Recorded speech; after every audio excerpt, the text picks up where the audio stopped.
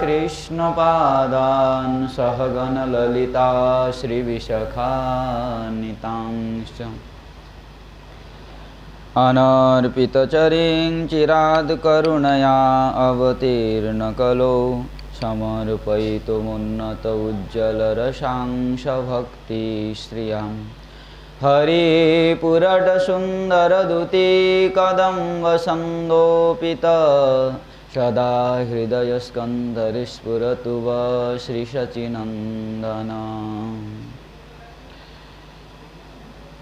हे कृष्ण करुणा सिन्धु दीनबन्धु जगत्पते गोपेश गोपिकान्त राधाकान्त नमस्तुते।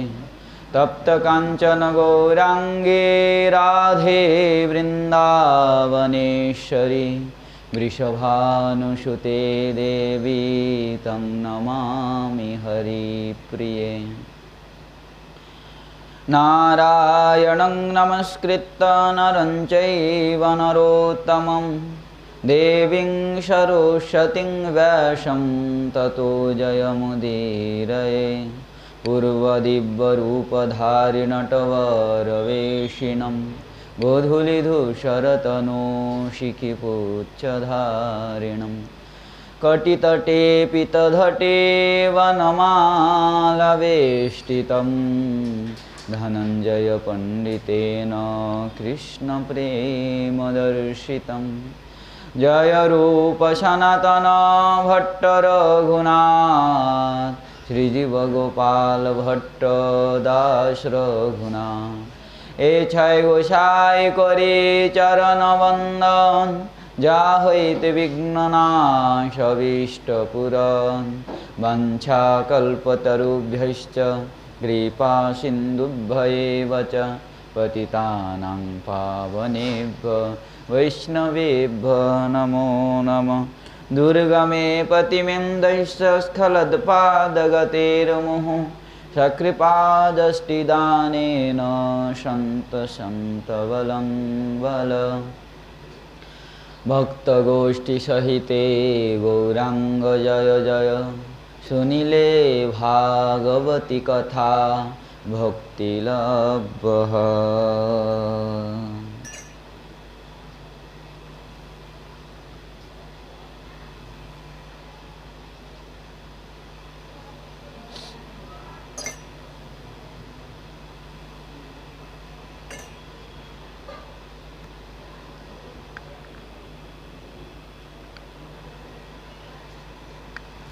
श्री श्री भक्तमाल ग्रंथः।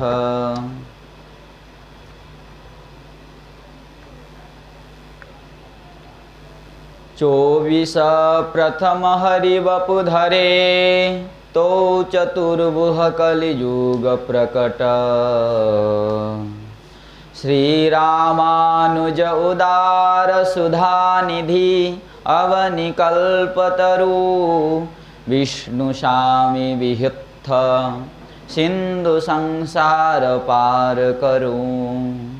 मध्याचार जमेघ भक्ति सर उसर भरिया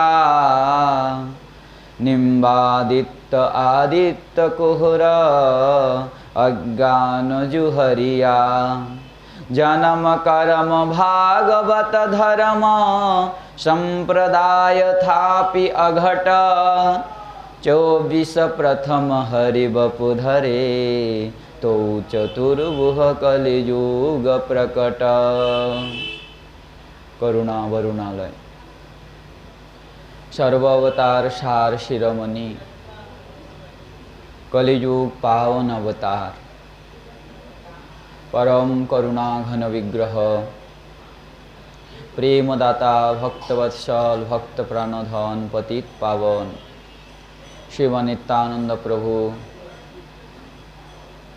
श्री श्री श्री कृष्ण चैतन्य महाप्रभु श्री श्री राधा रमन लाल जीर गुरु महाराज जी अशेष कृपानुकंपाय आम्रा वैष्णव श्रेष्ठ वैष्णव शिरोमणि श्री श्री नाभाजी रचित শ্রী ভক্তমাল গ্রন্থের 28তম দোহায় চতুর সম্প্রদায়ের আচার্যদের কথা শ্রবণ করছি। গতকাল আমরা শ্রবণ করে আসলাম আচার্য শ্রেষ্ঠ ভক্তি নিকেতন পরম উদার ভক্তি সুধানিধি পৃথিবীতে কল্পতরু সদৃশ শ্রী শ্রী রামানুজ আচার্যের কথা। আগে যে রামানুজ আচার্যজির আরো বিস্তার করে বর্ণন করবেন, আমরা কিঞ্চিত মাত্র শ্রবণ করেছি। আজকে বর্ণন করছেন শ্রী শ্রী বিষ্ণু স্বামীজির কথা। নাভাজি বিষ্ণু স্বামীর বিশেষণ দিচ্ছেন, তিনি হলেন জাহাজ সদৃশ বহিত্থা। সংসার হলো সমুদ্রের মতো, সমুদ্রকে পার করে মায়ার ওপারে যেতে গেলে নৌকার দ্বারা সম্ভব নয়। তাই নাভাজি দ্বিতীয় আচার্য বিষ্ণু স্বামীকে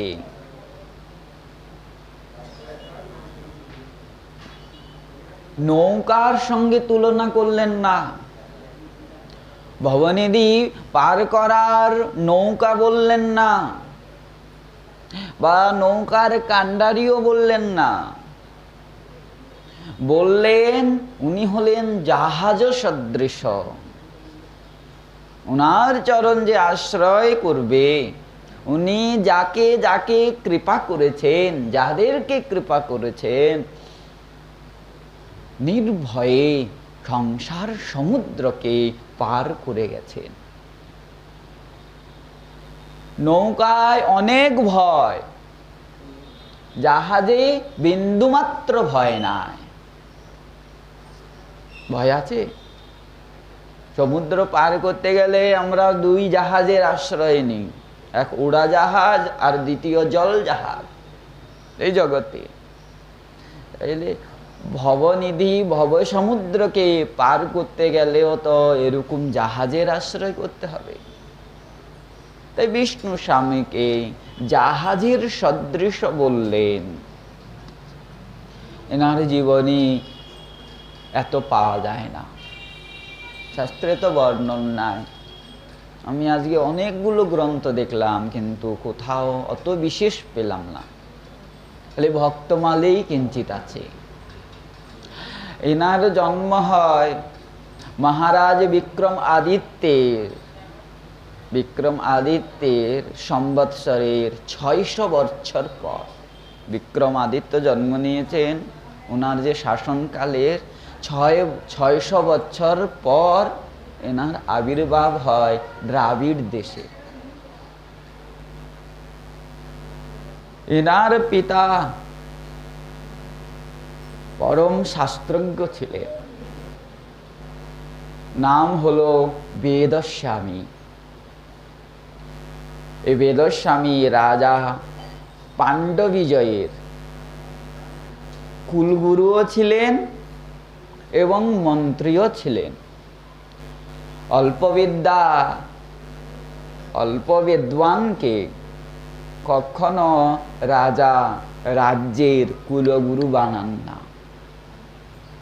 অসাধারণ উনি শাস্ত্রজ্ঞ ছিলেন, সব বেদ বেদান্ত উপনিষদ পুরাণ অধ্যয়ন করেছেন। ওনার স্ত্রীর নাম যশোমতী। গৃহে কোনো অভাব ছিল না। রাজ্যের কুলগুরু, তার মধ্যে আবার মন্ত্রী, কিসের অভাব হবে? কোনো অভাব ছিল না, কিন্তু একটা অভাব ছিল। সে অভাবটা হলো সন্তানের অভাব। কোনো সন্তান ছিল না। দেবস্বামী নিঃসন্দেহ বিদ্বান ছিলেন এবং শ্রীমদ্ ভাগবতকে যথাযথভাবে বিচার করেছেন এবং আস্বাদন করেছেন। তাই তো এত বড় বিশ্বাস উৎপন্ন হয়েছে। শ্রীমদ্ ভাগবতে অষ্টম স্কন্ধে কশ্যপ ঋষি যে দেহূতি দেবীকে পয়ব্রত করার উপদেশ দিচ্ছেন, এই উপদেশ দেবস্বামী নিজ স্ত্রী যশোমতীকে প্রদান করলেন। যখন বলি মহারাজ বিজয় রথে আরূঢ় হয়ে স্বর্গ আক্রমণ করলেন, দেবতারা স্বর্গ ত্যাগ করে বনে বনে ভ্রমণ করতে লাগলেন। দেবতাদের মাতা অদিতি পতি কশ্যপের অসাধারণ সেবা করলেন, কায় মনোবাক্যে সেবা করলেন। সেবায় সন্তুষ্ট হয়ে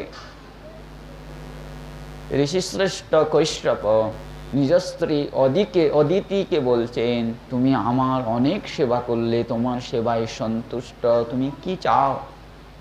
বিনা স্বার্থে তো এইভাবে সেবা করবে না, কোনো হেতু অবশ্যই আছে। বিশেষ যখন সেবা করছে, এমনি নিত্য নিয়মে সেবা করে, তার থেকে যখন বিশেষ সেবা করছে, তাহলে ভাবতে হবে এর মধ্যে কোনো স্বার্থ আছে, ইচ্ছা আছে। তখন অদিতি দেবী ক্রন্দন করতে করতে বলছেন, আমার পুত্ররা বলির অত্যাচারে বনে বনে ভ্রমণ করছে, বলিকে নিগ্রহ করতে পারে, বলিকে বধ করতে পারে এমন কে আর আছেন ভগবান ছাড়া? তাই কৃপা করে আমাকে এমন কোনো উপদেশ দিন যার দ্বারা আমার পুত্ররা আবার রাজ্য ফিরে পায়। উনি এই কথা শুনলেন, কশ্যপ ঋষি বুঝাতে লাগলেন, হে দেবী, তোমার দায়িত্ব শেষ। পুত্র জন্ম নিয়েছে, লালন পালন করে বড় করে দিয়েছ, আর স্বর্গ রাজ্যকে লাভ করেছে, তোমার দায়িত্ব শেষ।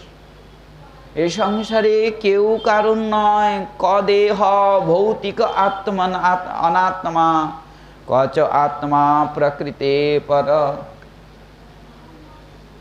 এই যে তুমি মনে করছো এই দেহটা আমার, এই দেহটা আমার না, এই দেহটা তোমার নয়। তুমি নিত্য শাশ্বত পরম শুদ্ধ আত্মার স্বরূপ। মদালসা পুত্রদেরকে যেরকম উপদেশ দিয়েছিলেন, পুত্রকে যেরকম বলছেন, তুমি এ দেহধারী নয়, তোমার কোনো নাম নাই, এ দেহ তো পঞ্চভূতে রচিত হয়েছে। তদ্রূপ কশ্যপ ঋষি নিজ স্ত্রী অদিতিকে উপদেশ দিচ্ছেন, ক দেহ ভৌতিক আত্মা অনাত্মা, এ দেহ হলো ভৌতিক, নষ্ট হয়ে যাবে। কশ্যকে পতি পুত্রাদ্যা, কে কার পতি, কে কার পুত্র? তাহলে আমরা যে বলি আমার পুত্র, আমার পতি, আমার স্ত্রী, আমার আত্মীয় স্বজন, বলে এটা কে বলায়? বলে মোহ এব হি কারণম, একমাত্র মোহ বলায়। সেজন্য তুমি এই সমস্ত ত্যাগ করো, একমাত্র হরির ভজন করো। উপতিষ্ঠৈষ্য পুরুষম ভগবন্তম জনার্দনম সর্বভূত গুহাবাসম বাসুদেবম জগদ্গুরু। সর্বভূতের হৃদয়ে যিনি বাস করেন, গুহবাসম মানে লুকিয়ে থাকেন, গুপ্তে থাকেন, আছেন কিন্তু সমস্ত ভূতে, সেই ভগবানের আরাধনা করো। যখন ভগবানের নাম শুনলেন, ভগবানের আরাধনার কথা বললেন পতিদেব কশ্যপ ঋষি, অদিতি মাতা পতিকে প্রণাম করে বলছেন, কে নাহম বিধিনা ব্রহ্মণ উপস্থৈষ্যে জগৎপতি। কোন বিধির দ্বারা জগৎপতি বাসুদেব ভগবানের আরাধনা করব? যথা মে সত্য সংকল্প বিদত্ত মনোরথম, তার মধ্যে আমার মনোরথ পূর্ণ হয়ে যায়। সেই বিধি আমাকে বলুন। কৈশ্যপ ঋষি কি উপদেশ দিলেন? ওই 12 দিন যাবৎ পয় ধারণ করে, পয় মানে দুগ্ধ পান করে ব্রতের উপদেশ দিলেন। ফাল্গুনৈশ্যামলে পক্ষে দ্বাদশ্যাহম পয়োব্রতঃ अर्चयेत् अरविन्दाक्षं भक्ता परमयान्विताः। এই দ্বাদশী তিথির থেকে শুরু করে 12 দিন পর্যন্ত যে পয় ধারণ করে, পয় পান করে, দুগ্ধ পান করে হরির নিষ্ঠার সঙ্গে, শুদ্ধতার সঙ্গে ব্রত করে, প্রভু কৃপা করে তাকে দর্শন দেয়, তার মনোরথ পূর্ণ করে। অদিতি দেবী কি করলেন? ব্রত শুরু করলেন, যথাযথভাবে ব্রত পূর্ণ হলো। শঙ্খচক্র গদা পদ্ম ধারণ করে গলদেশে বৈজয়ন্তী মালা, ভুবন নিন্দিত, ত্রিলোক নিন্দিত অঙ্গকান্তি সম্পূর্ণ স্বরূপ স্বয়ং ভগবান বাসুদেব দর্শন দিলেন এবং অদিতি মাতার বাঞ্ছা পূর্ণ করলেন। বললেন, তোমার পুত্র হয়ে আসব। আজ দেবস্বামী নিজ স্ত্রী যশোমতীকে এই পয়পানকারী ব্রতের উপদেশ দিলেন। পরম সাধ্বী সতী পতিগত প্রাণ যশোমতী সেই ব্রতকে যথাযথরূপে পালন করলেন। কৃষ্ণ অষ্টমীর দিন কৃষ্ণের অর্চন করছেন, সহসা সেই বিগ্রহ থেকে কৃষ্ণ প্রকটিত হলেন। যশোমতী কৃষ্ণ দর্শনে মুগ্ধ হলেন, স্তুতি করলেন এবং যশোমতীকে বললেন, তুমি আমার ব্রত করেছ, তাই আমার অংশে তুমি পরম পুত্র লাভ করবে।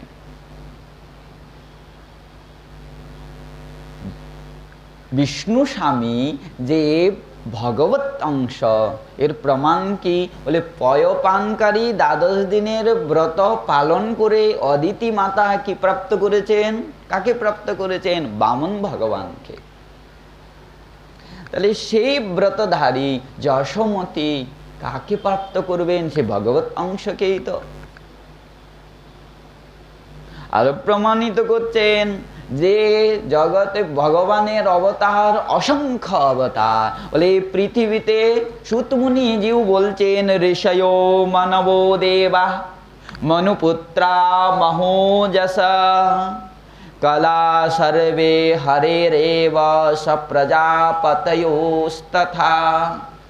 এ জগতে ঋষি, মনু মহারাজ, দেবতা, মনুপুত্রাদি এবং যারা মহোজসা, দেখতে পরম সুন্দর, গুণবান, বিদ্যাবান, এরা কে? এরা ভগবত অংশ। বিষ্ণু স্বামী ইনি একজন সম্প্রদায়ের রক্ষক, তিনি তো অবশ্যই ভগবত অংশ হবে। ভগবত অংশ ছাড়া তো এত বড় কাজ সম্ভব নয়। পদব্রজে পূর্ণ ভারতবর্ষ ভ্রমণ করে সমস্ত বিদ্বানদেরকে পরাস্ত করে নিজের যে সম্প্রদায়ের ধর্ম শুদ্ধ অদ্বৈতবাদকে স্থাপন করেছে। 1 বছর পর যশোমতী গর্ভবতী হলে, দেখতে দেখতে 10 মাস 10 দিনে ভাদ্র মাস কৃষ্ণপক্ষ সপ্তমী তিথি অভিজিৎ মুহূর্ত গুরুবার মধ্যাহ্ন সময়ে সেই মদুরা নগরকে আনন্দিত করতে করতে, সেই মদুরা নগরের সমস্ত মনুষ্যকে, প্রাণীকে আনন্দ প্রদান করতে করতে প্রকটিত হলেন বা জন্মগ্রহণ করলেন বিষ্ণু স্বামী। অলৌকিক সৌন্দর্যতা, শরীরে অসাধারণ তেজ। দেবস্বামীর আনন্দে সীমা রইল না। ধনী তো ছিলেনই পুত্রের আগমনে, বহু দান করলেন ব্রাহ্মণদেরকে এবং দরিদ্রদেরকে, বহু দান করলেন। মহানন্দে কৃষ্ণ ভক্ত, ভগবানের ভক্ত, কর্তব্য ভুলেন না, যেরকম নন্দ বাবা ভুলেন নাই, বলে আজ দেবস্বামীও ভুলেন নাই। নিজের দ্বারা সম্ভব নয়, ব্রাহ্মণদেরকে ডাকলেন, ব্রাহ্মণরা জাতক ক্রিয়া শুরু করলেন। আর এই জাতক ক্রিয়া, গর্ভ সংস্কার অবশ্যই করণীয়। সেই দশম স্কন্ধে নন্দ উৎসবে যে পঞ্চম অধ্যায়ে চতুর্থ নামক শ্লোকে বলছেন, কালেন স্নান শৌচাভ্যাম সংস্কারহি তপঃ সিজ্জয়াদ শুদ্ধন্তি দানৈ সন্তুষ্টা দ্রব্যানি আত্মবিদ্যয়া। কি বলছেন? বলছেন কালের দ্বারা ভূমি শুদ্ধ হয়, নর্দমা ফেলায়। বহুদিন সেই পৃথিবীর উপরে নর্দমা পড়ে থাকে, ময়লা পড়ে থাকে। বহুদিন পর দেখা যায় সেই নর্দমা মাটিতে বিলীন হয়ে সে শুদ্ধ হয়ে যায়। বহুকালে পৃথিবী শুদ্ধ হয়ে যায়। আমরা যখন অপবিত্র হয়ে যাই, যেতে যেতে আমাদের পায়ে যদি কোনো অপবিত্র জিনিস বা আমাদের হস্তের দ্বারা দেহে অপবিত্র জিনিস যদি স্পর্শিত হয়ে যায়, স্পর্শ হয়, তখন আমরা কি করি? এসে স্নান করি। তাই বলছেন স্নানেন, স্নানের দ্বারা দেহ পবিত্র হয়। বস্ত্র যখন ময়লা হয়ে যায়, অশুদ্ধ হয়ে যায়, তখন আমরা কি করি? বলে জলে ডুবাই, প্রক্ষালন করি। বলে প্রক্ষালনের দ্বারা কি হয়? বলে বস্ত্র শুদ্ধ হয়। তপস্যার দ্বারা ইন্দ্রিয় শুদ্ধ হয়। যজ্ঞের দ্বারা ব্রাহ্মণ নিজে শুদ্ধ হয়। যখন মন্ত্র জপ করে, পরম ব্রহ্মের মন্ত্র জপ করেন, শুদ্ধ মন্ত্র উচ্চারণ করেন, তার দ্বারা ব্রাহ্মণ নিজে শুদ্ধ হয়ে যায়। দানের দ্বারা ধন শুদ্ধ হয়। অবশ্যই দান করণীয়। যার ধন আছে সে অবশ্যই দান করবে। আর যদি না করে, বলে ওই ধনই তাকে গ্রাস করে যাবে। তাই দানের দ্বারা ধন শুদ্ধ হয়, আর সন্তোষের দ্বারা মন শুদ্ধ হয়। সন্তুষ্টতা। উদ্ধব প্রভুকে জিজ্ঞাসা করছেন, প্রভু ক দরিদ্র? প্রভু উত্তর দিচ্ছেন, য অসন্তোষী। সে হলো একমাত্র দরিদ্র যার মধ্যে কোনো সন্তুষ্টতা নাই। দরিদ্র দরিদ্র নয়, যার গৃহে ধন নাই, ঐশ্বর্য নাই, সে দরিদ্র নয়। দরিদ্র ধন থাকার সত্ত্বেও যার হৃদয়ে সন্তুষ্টতা নাই, সে হলো বড় দরিদ্র। তাই মন শুদ্ধ হয় কি করে? মন শান্ত হয় কি করে? বলে সন্তুষ্টতা। আত্মজ্ঞানের দ্বারা আত্মা শুদ্ধি হয়, সেই প্রকারই গর্ভ সংস্কারের দ্বারা, জাত সংস্কারের দ্বারা গর্ভ শুদ্ধ হয়। দেবস্বামী ব্রাহ্মণদেরকে ডাকলেন, তারা গর্ভ শুদ্ধি আদি করলেন। পিতৃলোককে জল তর্পণ আদি প্রদান করলেন। অলৌকিক স্বভাব বিষ্ণু নামকরণ করলেন। কি নাম? বলে বিষ্ণু। বিষ্ণুর কৃপায় লাভ করেছেন, তাই নামকরণ করলেন বিষ্ণু। শশীকলার মতো বড় হচ্ছেন, যতই বড় হচ্ছেন, তার হৃদয়ে সহসা ভক্তি আবির্ভূত হচ্ছে। স্বভাব ভক্তিময়, তার সব স্বভাব তার ভক্তিময়। দেখতে দেখতে 6 মাস হয়ে গেল। অন্নপ্রাশনের দিন এসে উপনীত হলো। ব্রাহ্মণ আসলো গৃহে, ব্রাহ্মণরা মন্ত্র জপ করছে। পুত্রের মুখে বিষ্ণুর নৈবেদ্য প্রদান করলেন। বিষ্ণু নৈবেদ্য ছাড়া গ্রহণ করে না কৃষ্ণ ভক্ত। তার প্রমাণ ঠাকুর মহাশয় জন্মগ্রহণ করেছেন, অন্নপ্রাশনের দিন এমনি অন্ন দিচ্ছেন, ঠাকুর মহাশয় কোন রকমে সেই অন্ন গ্রহণ করছেন না, ক্রন্দন করছেন খালি। কে বুঝতে পাচ্ছেন না শিশু ক্রন্দন করছে কেন, কেন অন্ন গ্রহণ করছে না, ঠেলে ফেলে দিচ্ছেন। যখনই অন্ন মুখের কাছে নিচ্ছে হাত দিয়ে ঠেলে ফেলে দিচ্ছেন, মুখ খুলছেন না। নিষ্ঠা, যারা সদাচারে নিষ্ঠ, আমি স্বচক্ষে দেখেছি, মূর্ছিত হয়ে গেছে, তার হুঁশ নাই, কারোর হাতে জল গ্রহণ করতেন না, বৈষ্ণবের হাতে হুঁশ নাই, হোশ নাই। যখনই জল দিচ্ছেন, অন্য কেউ জল দিচ্ছেন, জল ভিতরেই যাচ্ছে না, তখন ওনার প্রতি জল দিচ্ছেন, জল পান করছেন। কি বিচিত্র! গৌর শিরোমণি বাবার জীবনীতে পাওয়া যায়, উনি কাউকে চরণ স্পর্শ করতে দিতেন না, বা কারুর প্রণাম স্বীকার করতেন না, সে ছোট হোক বড় হোক কেউ হোক, প্রণাম করার সঙ্গে সঙ্গে উনি উল্টা প্রণাম করতেন। একদিন উনি শয়ন করছিলেন, ঘুমিয়েছিলেন, একজন ভক্ত এসেছে, এসে সুযোগ পেয়েছেন বলে এই অবস্থায় প্রণাম করি। অবশ্যই প্রণাম করা উচিত নয় শয়নের সময়, কিন্তু সুযোগ পেয়েছেন, এমনি তো প্রণাম নেন না। তাই উনি ওই চরণকে দর্শন করে ওই চরণের দিকে প্রণাম করছেন। তখন প্রণাম করে উঠলেন, উঠে দেখছেন চরণ সেখানে নাই, ঘুরে গেছে। উনি আবার ওই দিকে যে চরণের কাছে প্রণাম করলেন, আবার উঠে দেখছেন সেই চরণ আর অন্য দিকে চলে গেছে। আবার সেখানে যে প্রণাম করলেন, আবার অন্য দিকে চলে গেছে। তখন উনি বুঝতে পারলেন যে উনি নিষ্ঠার সঙ্গে, কপটতা নয়, নিষ্ঠার সঙ্গে উনি এই সদাচার পালন করেন। উনি পাঠ শুনতে যেতেন, অন্নদা রায় উনার সঙ্গে যেত, উনার একটা উপদিষ্ট, উনি এমনি শিষ্য কম করেছেন, উপদেশ মানে শাস্ত্র অধ্যয়ন করেছেন। ইনি খ্রিস্টান ধর্ম অবলম্বন করছিলেন। ওনার মাতাকে প্রণাম করে, মা আজকে আমি খ্রিস্টান ধর্ম অবলম্বন করব, অন্নদা গোস্বামী।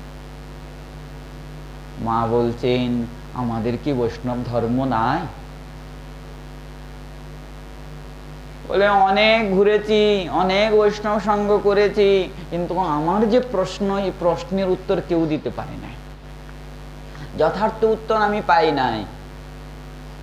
মা বলছেন, বলে ঠিক আছে, আমি আজকে একজন বৈষ্ণবের কাছে নিয়ে যাব, সেখানে যদি তুমি যথার্থ উত্তর না পাও তাহলে তোমার যেটা ইচ্ছা সেটা করো।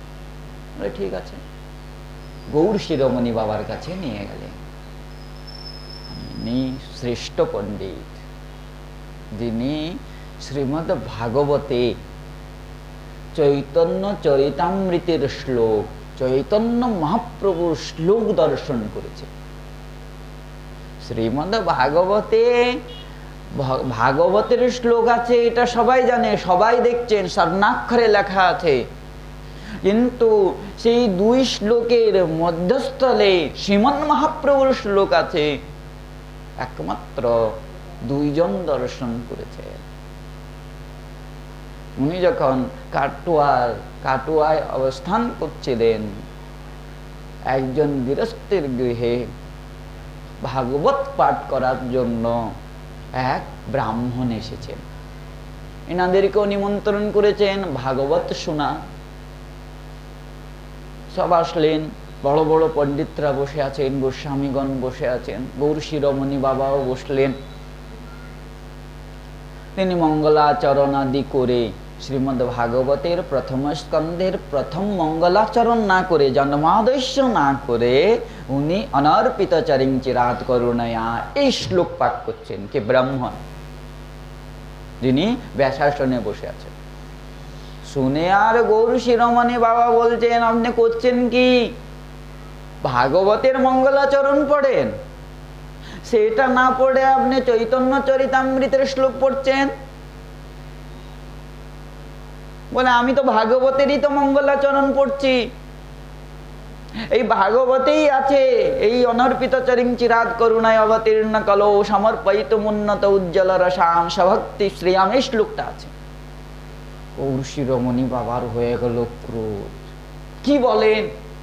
সামনে কত শ্রেষ্ঠ শ্রেষ্ঠ ব্রাহ্মণ বৈষ্ণবরা বসে আছেন, আপনার সামনে শালগ্রাম ভগবান আছে, শ্রীমদ্ ভাগবত সাক্ষাৎ ভগবান, আর সেখানে আপনি মিথ্যা কথা বলছেন। ভাগবতের মঙ্গলাচরণে বা চৈতন্য চরিতামৃতের মঙ্গলাচরণ কোথায়? বলে আছে, ওই জন্যই তো আমি পড়ছি, আমি মিথ্যা কথা বলছি না। গৌর শিরোমণি বাবা ক্রোধ করে বলছেন, না আপনি মিথ্যা কথাই বলে দেখান আমাকে। কই আছে দেখান। উঠে আসলেন, বলে দেখান কোথায়? বলে আপনি দেখতে পারবেন না, আপনার সেই নেত্র নাই। বলে আপনার ঢং করতে জায়গা পাচ্ছেন না, আপনি বলছেন সেই নেত্র নাই। এখানে তো লেখা আছে জন্মাদেশ যতন্নয়াতি তরতঃ, এই শ্লোকই লেখা আছে। কোথায়? অনর্পিত চরিত্রাম এই শ্লোক লেখা আছে। বারবার যখন এই কথা বলছেন, সে পণ্ডিত মহারাজ একটু অসন্তুষ্ট হয়ে গেলেন, বিরক্ত হয়ে বলছেন, আপনিও দেখতে পারবেন, আমি যে নিয়ম বলবো সেই নিয়ম যদি যথাযথভাবে পালন করেন। তাহলে ঠিক আছে, বলুন। বলে সর্বপ্রথম তো আপনাকে কোনো সিদ্ধ বাবার কাছে দীক্ষা গ্রহণ করে আসতে হবে, সিদ্ধ মন্ত্র গ্রহণ করে আসতে হবে, তারপরে আমার কাছে আসুন, আমি নিয়ম বলে দিব। গৌর শিরোমণি বাবা সেই ধামেশ্বর মহাপ্রভুতে যে থাকতেন সিদ্ধ চৈতন্য দাস বাবা, সেই সিদ্ধ চৈতন্য দাস বাবার কাছে মন্ত্র গ্রহণ করে আসলেন। সে পণ্ডিত ওনাকে নিয়ম বলে দিলেন, 7 দিনের নিয়ম। আর ইনি তো নিয়ম পালনে পাক্কা ছিল, নিষ্ঠার সঙ্গে নিয়ম পালন করতেন, নিখুঁত নিয়ম পালন করতেন, নিষ্ক্ষুণ্ণ। 4 দিন পর্যন্ত পূর্ণ নিয়ম পালন করে যখন পণ্ডিত বাবার কাছে, সে পণ্ডিতজির কাছে আসলেন, তিনি ভাগবত খুলে আর দেখাচ্ছেন, এখন দেখতে পাচ্ছেন।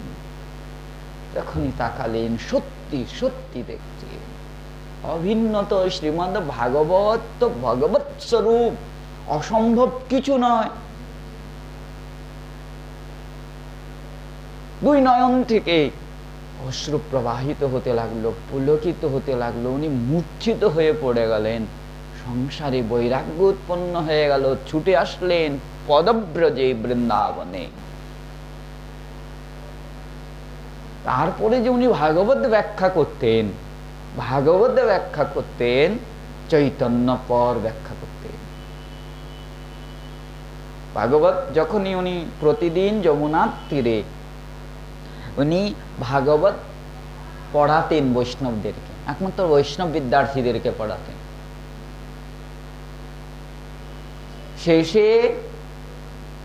শেষ করতেন কিসে? বলে চৈতন্য উপর, চৈতন্যের ব্যাখ্যা। পণ্ডিত সমাজে, বৈষ্ণব সমাজে, বৈষ্ণবদের নিবেদনে শ্রীমদ্ ভাগবতের যে জন্মাদিষ্ট শ্লোক, প্রথম শ্লোক চৈতন্য উপর ব্যাখ্যা করেছেন 35 দিন পর্যন্ত। শুনে সব বৈষ্ণবরা বলছেন, আপনার উপরে ষড়গোস্বামী পাদের পূর্ণ কৃপা আছে, না হলে এরকম সম্ভব নয়, অসম্ভব। একটা শ্লোককে 35 দিন পর্যন্ত, একটা শ্লোককে আবার চৈতন্য উপরে রেখে স্থাপন করে সামঞ্জস্য দেখিয়ে, অসম্ভব। ওই যে পণ্ডিতের কৃপা হয়েছে, আর ষড়গোস্বামী পাদের কৃপা, নিষ্ঠা, অসাধারণ নিষ্ঠা। সাধকের এরকম নিষ্ঠা হয়। ঠাকুর মহাশয় মাত্র শিশু, 6 মাসের। সে কি করে জানে যে অন্ন আমাকে দিচ্ছেন সেই অন্ন কৃষ্ণ প্রসাদী নয়, আমানি? সাধন তো এক জন্মের নয়, তার মধ্যে ঠাকুর মহাশয় সাক্ষাৎ নিত্যানন্দ প্রভুর প্রেমাবতার। আর বিষ্ণু স্বামীও ভগবত অংশ। তিনি কি করে আমানীয় বস্তু নিতে পারেন? তাই প্রসাদী অন্ন গ্রহণ করলেন। করার পর এখন শিশুর রুচি পরীক্ষা করা হয়,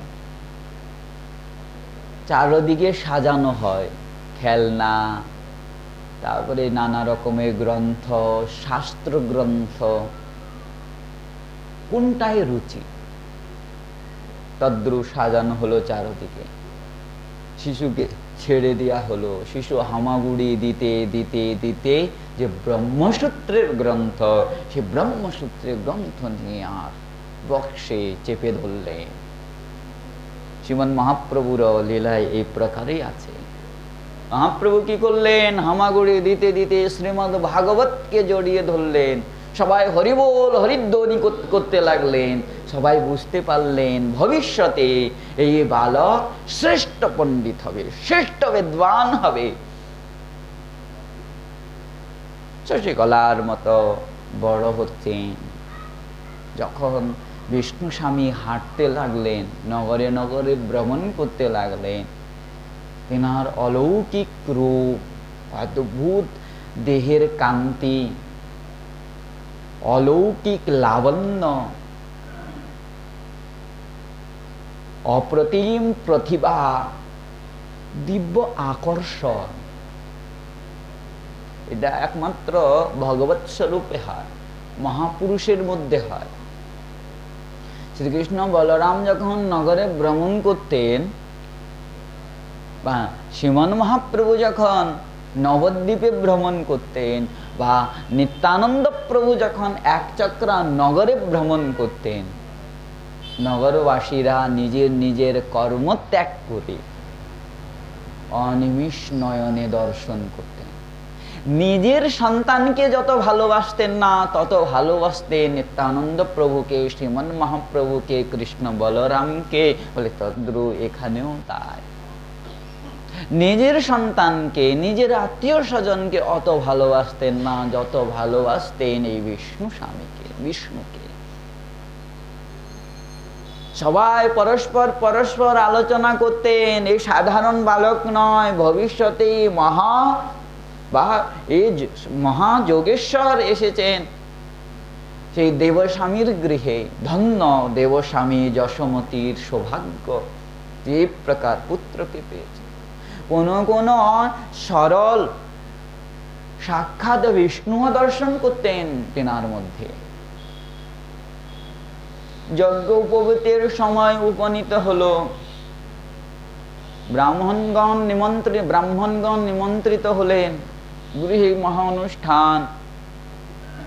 যজ্ঞোপবীত গ্রহণ মানে বিবাহের খরচা। একটা বিবাহ করলে যেরকম খরচা হয়, বলে তদ্রূপ যজ্ঞোপবীত গ্রহণ করার সময়ও তদ্রূপ খরচা হয়। বিশাল অনুষ্ঠান। যজ্ঞোপবীত যখন ধারণ করেছেন, সবাই দর্শন করছেন যেন সাক্ষাৎ বামন ভগবান। সেই পেট, সেই অলৌকিক লাবণ্য,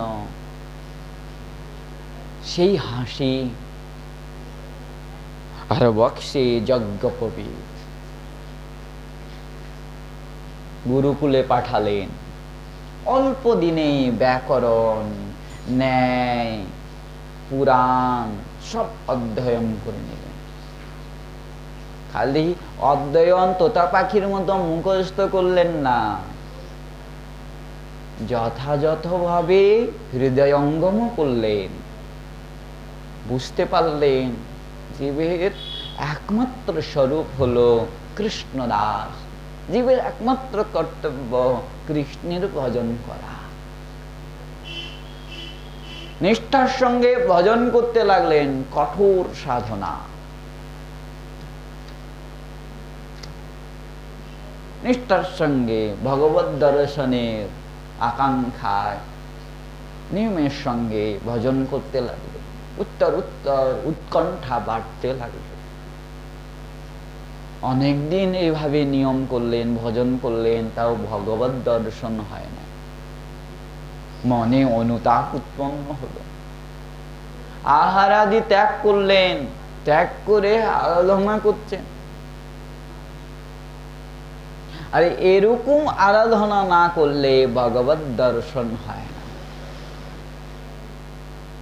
কায় মনোবাক্য সমস্ত ইন্দ্রিয় একনিষ্ঠ না হলে, হৃদয়ে সেই তাদৃশ উৎকণ্ঠা না উৎপন্ন হলে, কি প্রকার উৎকণ্ঠা? ঠাকুর মহাশয় বলছেন কি প্রকার উৎকণ্ঠা হলে ভগবত দর্শন। বলে জলবিনু যেন মিন দুঃখ পায় আয়ুহীন, বলে এরকম হইতে হবে উৎকণ্ঠা। জল ছাড়া মাছ যেরকম ছটপট করে, খালি একমাত্র জলেরই চিন্তন করে, ভক্ত ভগবত দর্শন ছাড়া বা ভগবত প্রেম প্রাপ্ত ছাড়া এরকম ছটপট করবে। প্রেম বিনু সেই মত ভক্ত। আরো বলছেন চাতক জলদ গতি এমতি প্রেমের রীতি। চাতক একটা পক্ষী, সে একমাত্র সাতী নক্ষত্রের জল পান করে, একমাত্র সাতী নক্ষত্র। কবে বর্ষা হবে, সাতী নক্ষত্র আকাশে উদিত হবে, সেই জল সাতী নক্ষত্রকে স্পর্শ করে আসবে, সে চাতক পান করবে। পিপাসা অবশ্যই আছে, জীবমাত্রে পিপাসা থাকবে। ওই জলের জন্য যে প্রকার চাতক তাকিয়ে থাকে একনিষ্ঠ হয়ে, তার নিচে যদি সমুদ্র প্রবাহিত হয়ে যায়, বন্যা হয়ে যায়, সে তার দিকে তাকায় না, তার দৃষ্টি একমাত্র ওই চাতকে, এই যে পুষ্যা নক্ষত্রে সাতী নক্ষত্রের জলের দিকে। বলে এরকমই হৃদয় মন বাক্য সব হতে হবে। চাতক জলদ গতি এমতি প্রেমের রীতি, জানে সেই অনুরক্ত। আর বলছেন মকরন্দ ভ্রমর যেন, ভ্রমর পুষ্পের মধ্যে প্রবেশ করে মধু পানে এত উন্মত্ত হয়ে যায়, কখন সেই পুষ্পের পদ্মের পত্র সংকুচিত হয়ে যায়, বন্ধ হয়ে যায়, সে নিজেও জানে না। তার মৃত্যুর সময় উপনীত হয়ে যাচ্ছে বলে তাও জানে না। বন্ধ হয়ে গেলে তার বেরোতে পারবে না, নিঃশ্বাস বন্ধ হয়ে মরতেই হবে তাকে। তার প্রাণ সংকট উপনীত হচ্ছে, তার মৃত্যু আসছে, আসার পরেও সে মত্ত হয়ে মধুপান করছে বলে সাধক এরকম হতে হবে। তারপরে যাই ভগবত দর্শন হবে, ভগবত কৃপা হবে, ভগবত প্রেম লাভ হবে। চকর চন্দ্রিকা তেন, চকর পক্ষী যেরকম চন্দ্রিকার দিকে, চন্দ্রের দিকে তাকিয়ে থাকে। আলো বলছেন পতিব্রতা স্ত্রী লোকের পতি, পতিব্রতা শিরোমণি স্ত্রী যেরকম পতির চিন্তা করে, অন্যত্র না চলে মন যেন দরিদ্রের ধন, এই মত প্রেম ভক্তি রীতি। এরকম হতে হবে। প্রভু কি বলছেন গোপীদেরকে, আমি কোন ভক্তি ভালোবাসি, কোন প্রেম ভালোবাসি? বলে দরিদ্রের ধন হারানোর মতো প্রেম। দরিদ্রের ধন হারানোর মতো প্রেম আবার কি কথা? বলে দরিদ্র বহু কষ্টে ধন লাভ করে, সেটা হারানোর পর কোনো চোর যদি চুরি করে নিয়ে যায়, তখন তাদের অবস্থা কি হয়? যেরকম সে সারাদিন রাত ধনের চিন্তন করে, যে আমার এরকম চিন্তন করে, তাকে আমি দর্শন দিই, তাকে আমি এই দুর্লভ প্রেম প্রদান করি। বিষ্ণু স্বামীও প্রভু দর্শন লাভ হচ্ছে না, হৃদয় অসাধারণ উৎকণ্ঠা, আহার আদি ত্যাগ করলেন, এইভাবে 6 দিন হয়ে গেল, তাও প্রভুর দর্শন লাভ হলো না। হৃদয়ে অনুতাপ। যখন প্রভুর দর্শনই হলো না, তাহলে এই দেহ ধারণ করে কি করব? যখন প্রভুর দর্শনই হলো না, তাহলে এই দেহ ধারণ করে কি করব? এই দেহ ত্যাগ করি আমি। এরকম ভক্ত যদি ইচ্ছা করে তাহলে কি সে আত্মহত্যা করতে পারে? বলে কখনো পারে না। শ্রীমন্দ মহাপ্রভু সনাতন গোস্বামী পাদকে বলছেন, প্রেমী ভক্ত বিয়োগে চাহে দেহ ছাড়িতে, প্রেমে কৃষ্ণ মিলে সেহ না পারে মরিতে। প্রেমী ভক্ত প্রভুর বিয়োগে বিরহে দেহ ত্যাগ করতে চায়, কিন্তু দেহ ত্যাগ করতে পারে না, সেই প্রেমে ভগবানকে লাভ করে। গাঢ় অনুরাগে বিয়োগ না যায় সহন, তাতে অনুরাগী বাঞ্ছে আপন মরণ। গাঢ় অনুরাগে দেহ ত্যাগ করার মন হয়, কিন্তু তাতে অনুরাগী বাঞ্ছে আপন মরণ। মরতে দেয়? কখনো দেয় না। ওই মরতে দিয়েছে গোপীদেরকে? এসেছেন বৃন্দাবনে, বংশী ধ্বনি করে নিজেই ডেকে এনে বলে কয়, তোমরা কেন এসেছো, ঘরে যাও।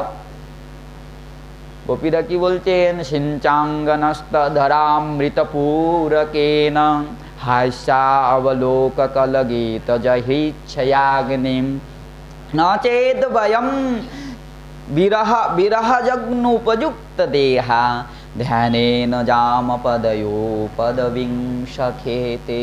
হে প্রাণনাথ, তোমার বংশীধ্বনি শুনে, তোমার স্মিত হাসি দর্শন করে, অল্প অঙ্গপর্শ লাভ করে আমাদের হৃদয়ে বিরহাগ্নি উৎপন্ন হয়েছে। এই অগ্নি সাধারণ জলে শান্ত হবে না। এই অগ্নিকে শান্ত করতে গেলে তোমার অধরামৃত প্রদান করতে হবে, পরশামৃত প্রদান করতে হবে।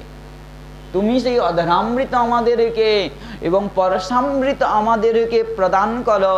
আর যদি তুমি না করো, তাহলে তোমার চিন্তন করতে করতে সেই বিরহাগ্নির দ্বারা এই দেহকে ভস্মীভূত করব। কি গোপীরা সত্যি করেছে? না, পারে নাই। কেন? প্রভু সত্যি সত্যি অধরামৃত প্রদান করে তাকে রক্ষা করেছে।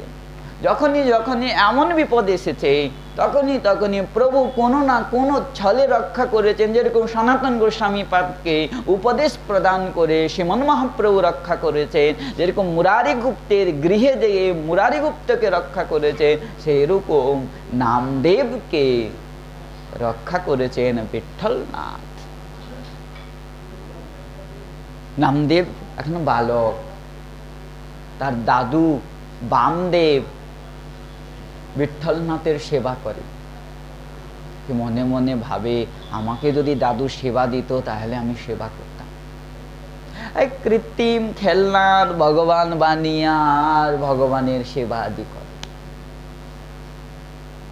তখন একদিন বামদেব বাইরে যাবে, নামদেবকে ডেকে আর বলছেন, আজকের থেকে 3 দিন পর্যন্ত তুমি সেবা করবে, আমি বাইরে যাচ্ছি। নামদেবের কি আনন্দ, যেন স্বর্গ পেয়েছে সে, আকাঙ্ক্ষিত বস্তু পেয়েছে। এতদিন চিন্তা মাত্র করতো, আজকে অযাচিত ভাবে সেই সেবা পাচ্ছে। হ্যাঁ, আমি মন দিয়ে সেবা করব। হ্যাঁ, সেবা শুরু করলেন। সেই সকাল থেকে ব্রহ্ম মুহূর্তে উঠে দেখেছে দাদুও তাই করে। স্নান করলো, স্নান করে মন্দিরে প্রবেশ করলো খুব আনন্দে। নিয়ম টিয়ম তো কিছুই জানে না, আর প্রভু নিয়ম চায় না, ভাব চায়। প্রেম কত দূর আছে, প্রেমে বসে ঠাকুরকে খুব সুন্দর করে সাজাচ্ছে। মা এসে বলছে, নামদেব হয়েছে, ভোগ লাগাবি নে, টাইম হয় নাই নাকি, এখনো সেবা হলো না। মা, আমাকে ডিস্টার্ব করো না, এই তো হয়ে এসছে, এই যে ক্ষীর হয়ে গেছে, ঠান্ডা হয়ে যাচ্ছে, ভোগ লাগিয়ে দিস। ঠিক আছে। সেবা হলো, তুলসী আদি দিলেন, দেওয়ার পর মন্দির থেকে বের হলেন, জায়গা মুছে ক্ষীর দিলেন, তুলসী পত্র দিয়ে, দাদু বলে দিয়েছে তুলসী পাতা অবশ্যই দিবি। হ্যাঁ, তুলসী পত্র দিয়ে আর নিবেদন করছেন। মন্ত্রতন্ত্র তো কিছুই জানে না, মুদ্রা আদি আর কিছুই জানে না। প্রভুকে বলছে, প্রভু আসো, বসো আর খাও, পান করো, শুরু করো। প্রভু কি নামে? প্রভু তো দৃষ্টির দ্বারা গ্রহণ করে। নামদেব কি সেটা মানবে যে দৃষ্টির দ্বারা? প্রভু নামছে না কেন? ও দেখেছি দাদু ভোগ লাগিয়ে আর পর্দা দিয়ে বাইর হয়, নাম দেব বাইর হল, মন মানছে না, পর্দা খুলে কি শুরু করেছে নাকি দেখি, নামবে না। মনে হয় মা মন দিয়ে ক্ষীরটা বানায় নাই, ভালো হয় নাই, ওই জন্যই প্রভু গ্রহণ করছে না, আমি বানাই।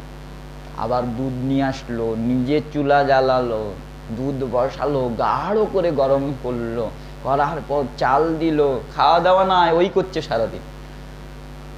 ক্ষীর বানানো হয়ে গেল, মা এসে বলছে তুই কিছু খাবি নে? আমি খাবো, আমার সময়, যাও তুমি নিজের কাজ করো। নামদেব ক্ষীর বানিয়ে আবার ঠান্ডা করে প্রভুর সামনে বসালেন।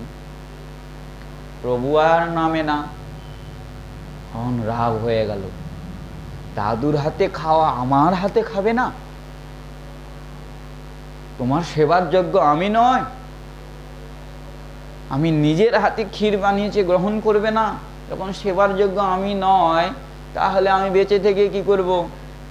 সামনে একটা চাকু ছিল, ছুরি, গলার কাছে রেখে আর বলে নামো, ক্ষীরটা পান করো, না হলে দেখো তোমার সামনে আমি প্রাণ ত্যাগ করব।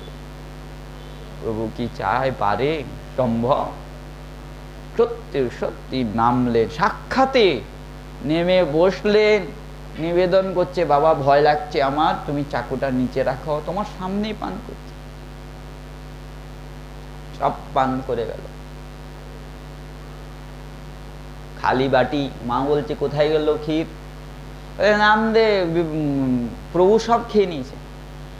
আর মা তো হয় অধিক স্নেহ করে, মনে এরই ক্ষুধা লেগেছে, এই খেয়ে গেছে, কিছু বললো না। 3 দিন পর্যন্ত হলো। দাদু আসলো, দাদু বলছে প্রভুর প্রসাদ নিয়ে আয়। বলে সে তো প্রভু খেয়ে নিয়েছে, সে তো প্রভু খেয়ে নিয়েছে। একদিন সে বামদেবও দর্শন করলেন, নামদেবের কৃপা। এখানে বলার হেতু হলো, যখন নামদেব নিজের গলার কাছে ছুরি রাখলেন, তখন কি হলো? প্রভু প্রকটিত হয়ে নামদেবকে রক্ষা করলেন। তদ্রূপ বিষ্ণু স্বামী যখন দেহ ত্যাগ করার উপক্রম করলেন, সহসা নীলদকান্তি কোটি কাম নিন্দিত নীল সররুহ নীলমণি সদৃশ নীলহ নীরধর শ্যাম হাতে বংশী শ্রীকৃষ্ণ প্রকটিত হল। দিব্য কান্তি, যে নীলকান্তিতে সেই স্থান আলোকিত হয়ে গেছে। যখনই বিষ্ণু স্বামী দর্শন করলেন, ষষ্ঠাঙ্গের চরণে পড়ে গেলেন, অশ্রু জলের দ্বারা কৃষ্ণের চরণকে ধৌত করলেন। কৃপাময়, পরম সুন্দর, কোটি কাম নিন্দিত রাধা প্রাণনাথ, গোপী প্রাণনাথ, ব্রজেশ্বর নন্দনন্দন, যশোদানন্দন শ্রীকৃষ্ণ বিষ্ণু স্বামীকে উঠিয়ে গাঢ় আলিঙ্গন করলেন। দর্শনে নেত্র প্রফুল্লিত হয়েছিল, স্পর্শে এবং আলিঙ্গনে দেহ হৃদয় পরম শীতল হয়ে গেল। বিষ্ণু স্বামী দিব্য স্তুতি করলেন। বিষ্ণু স্বামী কৃষ্ণের চরণে প্রার্থনা করলেন ব্রহ্মসূত্রের অর্থ জানা। স্বয়ং শ্রীকৃষ্ণ উপদেশ দিলেন। কি উপদেশ দিচ্ছেন? বলে যো তোমারে সম্মুখ মে অহং,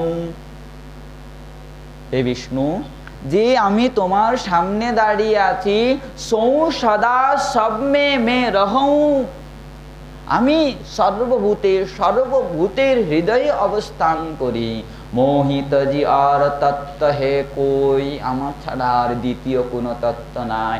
শঙ্ক পঙ্ক ইহ ডারো ধই। এরকম সেই পঙ্কের মধ্যে উৎপন্ন শঙ্খ এবং পদ্ম অতি পবিত্র শুদ্ধ, আমিও তদ্রূপ অতি শুদ্ধ। অনেকে আমাকে নিরাকার মনে আরাধনা করে, নিরাকার সাকার রূপমে। অনেকে আমাকে নিরাকার স্বরূপে আরাধনা করে, অনেকে সাকার রূপে আরাধনা করে। ভেদরহিত শিব পরম তত্ত্বমে, ত্রিবিধ ভেদতে শূন্যবে সব কছু মেরে মাহি। মায়া জগৎ প্রপঞ্চ সবো হামে হই বিলাই। এই যে সংসার দেখছো, মায়ার সংসার, আমার থেকে উৎপন্ন হয়, আবার আমাতেই বিলীন হয়ে যায়। নিরাকার সাকার ও নির্বিশেষ বিশেষ হুঁ, ধর্ম বিপর্যয় দেখো নির্গুণ সগুণ অশেষ হুঁ। মোতে ভিন্ন ন और कछु, জানি মানি সংকত। ভক্ত পরম প্রিয় মোর, তুম সর্বভাবত মহি ভজো। আমার সব থেকে প্রিয় হলো ভক্ত, আমাতে কোনো ভেদ দেখবে না। এরকম উপদেশ প্রদান করলে বিষ্ণু স্বামী প্রার্থনা করছেন চরণে পড়ে, প্রভু হে কৃপাময়, তুমি আমাকে কৃপা করে দর্শন দিয়েছ, আমি যেন এরকম দর্শন সব সময় করতে পারি, সেজন্য তুমি অপ্রকট হও না, এরকম অবস্থায় থাক। কৃষ্ণ বলছে এটা তো সম্ভব নয়, তুমি এক কাজ করো, আমার মতো এক বিগ্রহ রচনা করো। যে বিগ্রহ নির্মাতা, মূর্তি নির্মাতা, তাকে দর্শন দিলেন কৃষ্ণ। স্বপ্নে দর্শন দিয়ে বললেন আমার মতো বিগ্রহ বানাও। ওই যে নাটুয়া গৌরের যে উপাখ্যান, নবদ্বীপে কুম্ভকারকে স্বপ্ন দিয়ে বলছেন আমি যেরকম দাঁড়িয়ে আছি নাটুয়া স্বরূপে, সেরকম তুমি আমার স্বরূপ বানাও। বলে আমি যে বানাতে পারি না, আমি যে কুম্ভকার, বলে আমি বলে দিচ্ছি আমার কৃপায় অবশ্যই বানাতে পারবে। গৌরের কৃপায় সেই বিগ্রহ, সেই মিন্ময় বিগ্রহ, কিন্তু প্রভুর কৃপায় প্রভু নিজের হাতে নিজের ইচ্ছায় বানিয়েছেন, তাই আজও নির্ক্ষুণ্ণ দাঁড়িয়ে আছেন, ভক্তদেরকে দর্শন দিচ্ছে। সুন্দর বিগ্রহ রচিত হলো, বিষ্ণু স্বামীর কাছে নিয়ে আসলেন। ওই প্রভুই প্রাণ প্রতিষ্ঠার সময় প্রবেশ করে গেলেন সে বিগ্রহে। যে বিগ্রহ আরাধনা করতে লাগলেন এবং কৃষ্ণ আদেশ দিলেন তুমি ভারত ভ্রমণ করো, উত্তরাখণ্ডে গমন করো, সেখানে তুমি ব্যাসদেব গোস্বামী পাদের কৃপা লাভ করবে। উত্তরাখণ্ডে আসলেন, বদ্রীনারায়ণ ভগবানের দর্শন করলেন। বদ্রীনারায়ণ ভগবান সাক্ষাৎ প্রকটিত হয়ে বিষ্ণু স্বামীকে দর্শন দিলেন। ব্যাস গুফায় দর্শন করতে গেলেন, ব্যাসদেব গোস্বামী পাদ সাক্ষাৎ দর্শন দিলেন। দর্শন দিয়ে প্রস্থানত্রয়ী উপদেশ দিলেন। এই প্রস্থানত্রয়ী মানে উপনিষদ, গীতা এবং ব্রহ্মসূত্রের উপদেশ দিলেন। ব্যাসদেব গোস্বামী পাদের কৃপায় সুখদেব গোস্বামী পাদের দর্শন হলো, কৃপা লাভ হলো। সুখদেব গোস্বামী পাদ শ্রীমদ্ ভাগবতের উপদেশ দিলেন এবং সুখদেব গোস্বামী পাদই সঙ্গে করে সে কালাপ গ্রামে নিয়ে গেলেন, যেখানে বিষ্ণু স্বামীর গুরু পাদপদ্ম অবস্থান করছেন। শ্রী ত্রিপুরারিজি যখন ত্রিপুরারিজিকে দর্শন করলেন, পরস্পরকে দর্শন করে চিনতে পারলেন। ত্রিপুরারিজি চিনতে পারলেন এই আমার পরম শিষ্য। আর শিষ্য শ্রেষ্ঠ বিষ্ণু চিনতে পারলেন ইনি হলেন আমার গুরুপাদ পদ্ম। এই সম্বন্ধ তো এক জন্মের নয়, জন্ম জন্মান্তরের নিত্য সম্বন্ধ, দেহের সম্বন্ধ তো নয়। গুরু এবং শিষ্যের হলো আত্মার সম্বন্ধ, হৃদয়ের সম্বন্ধ, নিত্য সম্বন্ধ। আত্মা যেরকম শাশ্বত নিত্য, গুরুর সম্বন্ধ নিত্য শাশ্বত। চিনতে পারলেন, দীক্ষা প্রদান করলেন, উপদেশ দিলেন, বিষ্ণু আজকের থেকে তোমার নাম হবে বিষ্ণু স্বামী। এই মন্ত্র সাধারণ নয়, এই মন্ত্র পূর্বে পুরাকালে গোলক বিহারী শ্রীকৃষ্ণ রুদ্র ভগবানকে দিয়েছেন। আর রুদ্র ভগবান কৃপা করে আমাকে প্রদান করেছে, তাই এই সম্প্রদায়ের নাম হলো রুদ্র সম্প্রদায়। তুমি এই মন্ত্র গ্রহণ করো, নিজে পুরস্চরণ আদি করে মন্ত্রকে সিদ্ধ করো এবং জগৎকে ধন্য করো প্রচার করে। গুরুদেবের আদেশে পদব্রজে ভারত ভ্রমণ করতে করতে সেই পুরুষোত্তম ধামে এসে উপনীত হলেন। নীলাচলে আসলেন। নীলাচলে কোনো অনুষ্ঠান, ফুলসজ্জা, ফুল বাংলা সাজানো হয়েছে জগন্নাথের, ভীষণ ভিড়। আচার্যপাদ প্রবেশ করলেন, গরুড়ের পাশে দাঁড়িয়ে দর্শন করছেন। এত ভিড়, স্থির হয়ে উনি দর্শন করতে পারছেন না। অল্প দর্শন করে একটু বিরক্ত হয়ে উনি জগন্নাথ মন্দিরের পিছনে যেয়ে দাঁড়ালেন। সেখানে দাঁড়িয়ে আছেন ভক্তবৎসল ভগবান, পতিত পাবন ভগবান জগন্নাথ। যেরকম ভক্ত আকাঙ্ক্ষিত হয়, উৎকণ্ঠিত হয় ভগবত দর্শনের, সেরকম ভগবানও ভক্তের দর্শনে উৎকণ্ঠিত হয়। ভক্তকে দর্শন দেওয়ার জন্য, ভক্তকে দর্শন করার জন্য পিছনে জগন্নাথ আরেকটা দরজা করে দিলেন। আগে কোনো দরজা ছিল না, একটাই দরজা ছিল, আরেকটা দরজা করে দিলেন। অনিমিষ নয়নে মহানন্দে বিষ্ণু স্বামী দর্শন করছেন জগন্নাথকে। দেখতে দেখতে সেখানেও ভিড় হয়ে গেল, এত জনগণ। সেই স্থান ত্যাগ করে যখন উত্তরের দিকে গেলেন, সেখানেও একটা দরজা করে দিলেন জগন্নাথ। সেই স্থান ছেড়ে দিয়ে যখন পশ্চিম দিকে গেলেন, সেখানেও দরজা করে দিলেন। অসম্ভব কিছু নয়, ইনি তো আচার্য, সেই পুরাকালের আচার্য, ভগবত অংশ, ভক্ত শিরোমণি। নামদেব জিউর জীবনে দেখুন, নামদেব জিউ এসেছেন পুণ্ড্রনাথ বিঠ্ঠল